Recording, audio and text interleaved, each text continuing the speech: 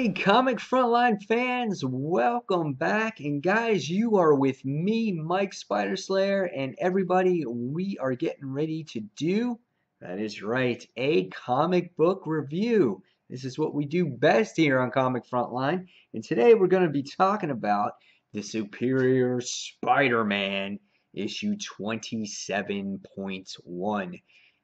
Issue 1 of, that's right, guys, you got it. Goblin Nation.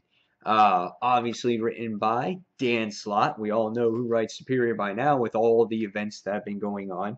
And our artwork in this particular run of the issue is done by Giuseppe Gamoli. He is the third rotating artist on this series. And the artwork here is pretty cool. I do like the artwork. It's done quite nice. Sometimes Peter, though, looks a little bit off, maybe a little bit too evil in the issue. But, however, the rest of the issue is done pretty, drawn pretty well. We get to see appearances by J. Jonah Jameson. As you can see here, there's his face there. We get to see Captain Wannabe, which she is involved in the issue as well. And we also get to see, yes, you guessed it, the Green Goblin. That's right.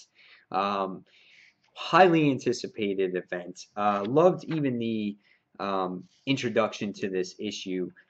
Because you have Superior sitting here on a landscape, a building, and you see that his city is under siege and he has no idea why. And of course it's because his little spider bots have been taken over. They're blinded to what the Goblin and his cronies are doing. I do love, if you read the opening page where you get to see the Brooklyn Bridge and you get to see the opening words here where it says Goblin Nation, it does say Marvel Comics proudly presents an epic 727 issues. So it's almost like they count this as Amazing Spider-Man. I'm holding on to the original series as much as I can.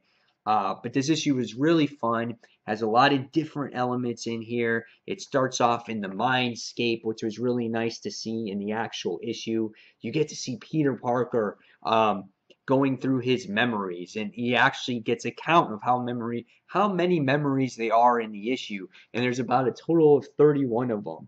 But he has to lie low. He has to stay away from Otto Octavius because you see him accessing, Spider-Man's memories at times, trying to figure out what's going on and things like that. Really interesting, and he's trying to find out how Dr. Octavius's mind actually ticks. And you get to see him go. He goes within a memory, and he's trying to access memories that way. Also, Peter is, baffled on why his spider bots are not working correctly and what's going on in the series, in the city.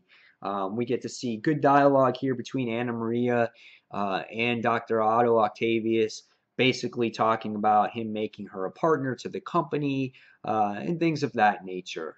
Another aspect of the story is, if you remember correctly, J. Jonah Jameson is talking about the Spider Slayers and bringing them back, even though he actually killed Spider Slayer. But in this issue, you get to see a brief little glimpse of the return of the Spider Slayer. And I was like, dude, that's freaking cool. I'm like, Spider Slayer's going to return. He's going to make him his own version. It's pretty awesome. So after doing some research, Spider-Man finds out where the Green Goblin and his cronies really are. And he starts having a conversation with them, with Green Goblin and Norman Osborn at the actual table. For me, this is where the issue shined. I love seeing the dialogue between the two characters here. I really enjoyed that, trying to, I guess, come up with an offering.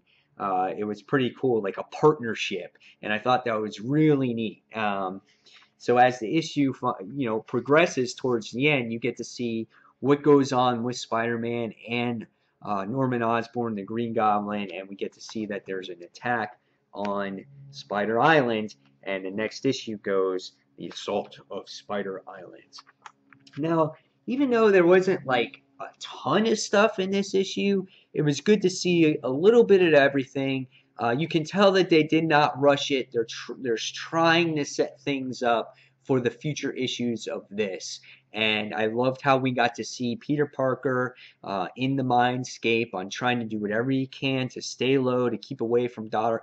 Octopus, trying to access more memories, to take over his body again. I love seeing the interactions between Superior and Norman Osborn or Green Goblin. I like seeing that. I love seeing J. Jonah trying to gather up a plan to stop Superior Spider-Man because he thinks he's working with the Green Goblin. So there's so many elements here that were really good. The artwork was solid as well. I quite enjoyed this issue. It's going to be a fun ride. It was a good setup to anything that's going on here.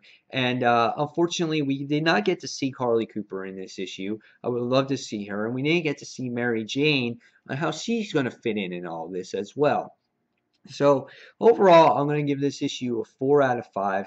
It was really fun. It's really great to see this actual story begin, and it will be great to see how it ends, and then it's going to be even more awesome when we get to see the return of Peter Parker, the true Amazing Spider-Man. So guys, this has been my review for Goblin Nation issue number 1, otherwise known as Superior Spider-Man issue 27.1.